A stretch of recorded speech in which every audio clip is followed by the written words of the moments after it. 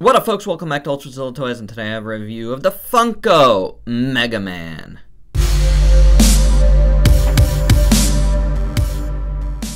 Alright, my zillions, Funko's got a new Mega Man line out there, and this is probably the only one I'm getting. Though there are some cool pieces, a lot of like variant color Mega Man done in, Proto Man, and I don't remember some of the other ones. I'll just be totally honest, I can't remember right now.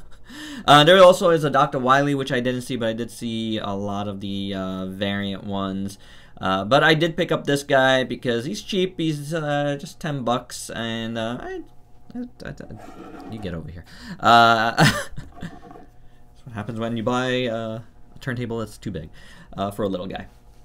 But yeah, this is really the only one I wanted. I've always been a Mega Man mark, and yeah, this is a cool little Mega Man, not without quirks. So let's give this guy a quick review and take a look at all that stuff. First and foremost, Mega Man comes with a couple of set of extra hands. Comes with a whole gloved forearm here for the Buster side arm, and a open hand for that arm. I have not tried to put these on, so we'll give it a good look now. I'm gonna guess it's ooh, okay, that wasn't that bad. It's tight, but it's not that bad. That looks pretty good.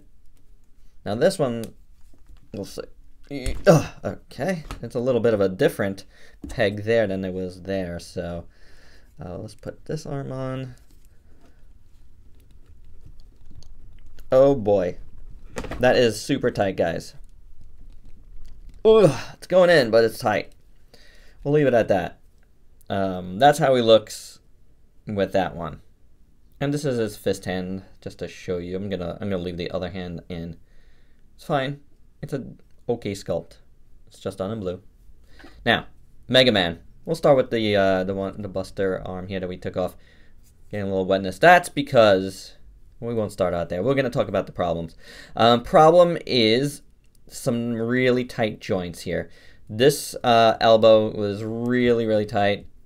Got to loosen. Actually, it was this elbow that was tight. And then this knee here was super tight. Still super tight. And I'm afraid I'm going to break it. Now, you know, I've had, and a lot of people have had, a lot of problems with the Funko, like, action figures with breaking and stuff. My Panthro recently from their Savage line broke at the leg.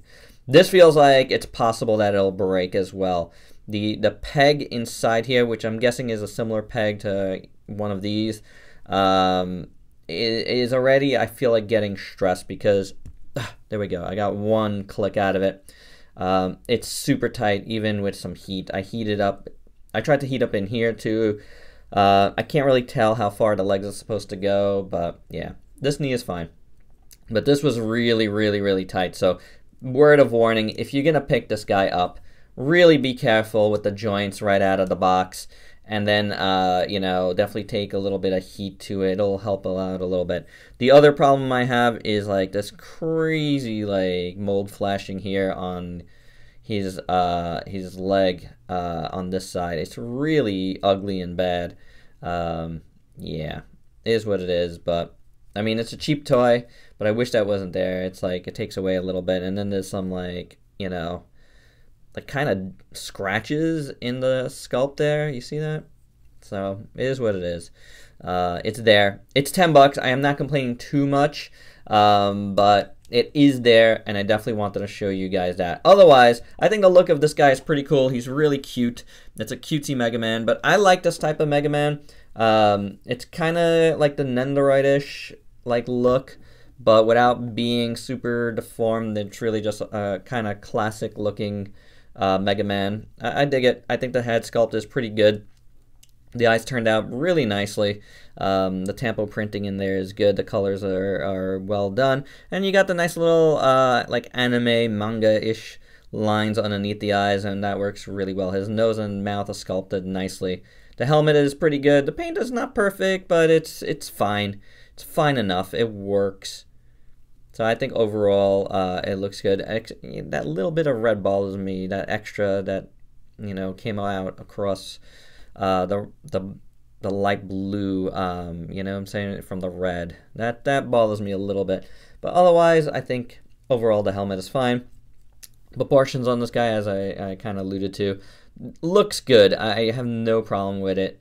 I think it's a fine looking Mega Man, and we just recently looked at the Giant Jax one, and that was pretty spectacular in my opinion. But this guy is nice. He works, you know, especially for $10 is fine. The Buster Cannon looks pretty good. I like the yellow level up thing there, and the red is a nice red there. So it's kind of metallic, and it looks good. You know, works.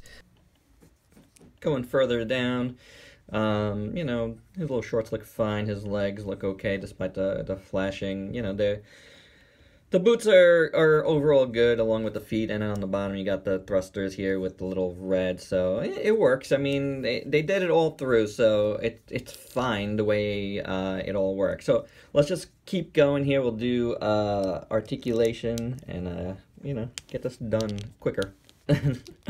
So head is on a big old ball joint. You get some decent range of movement.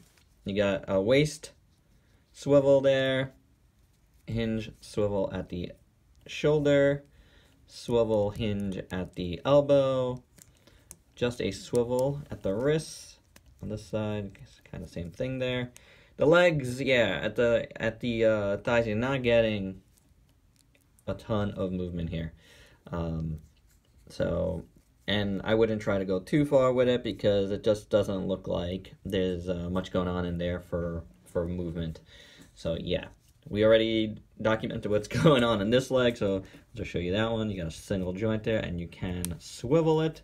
And then the legs are on, there's a hinge in there, and then I'm guessing it's a little ball joint. You can turn it around, and you can rock it a bit, so you can get some decent posing out of this guy.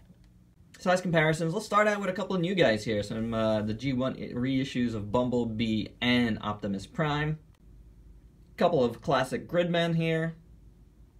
And finally with a couple of other classic Gridmen in the collection with the Sentinel 4-inch and the tiny Bandai 66 Action 1. Now the one thing that's interesting to me is the placement of his Buster Cannon.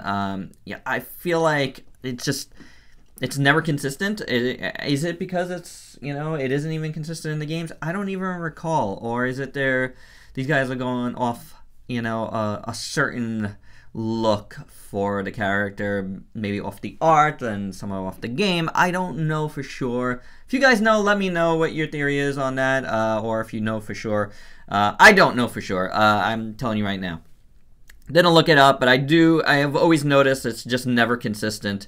And from what I can tell, these are all supposed to be classic Gridman? Mega Man. Alright guys, there you go. And there you have it, guys. That is my review for the Funko Mega Man. It's fine. It's fine. $10, it's fine. I'll sign off on it, sure.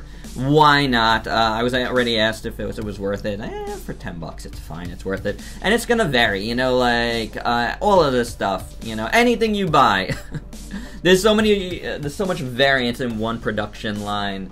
And the fact that you could get this guy in store, you know, at like GameStop or ThinkGeek, you know, makes it easy to pick and choose one that looks good to you. Alright guys, so there you go. That's my review. Totally fine figure. Watch out for the stuck joints though. But it looks nice. I like it, especially for the price point. Alright, so there you go. That is my review. Hope you dug it. So if you could please like, comment, subscribe, and share. Until next time. Boy, I wish this guy would get around quicker. Peace out, peeps.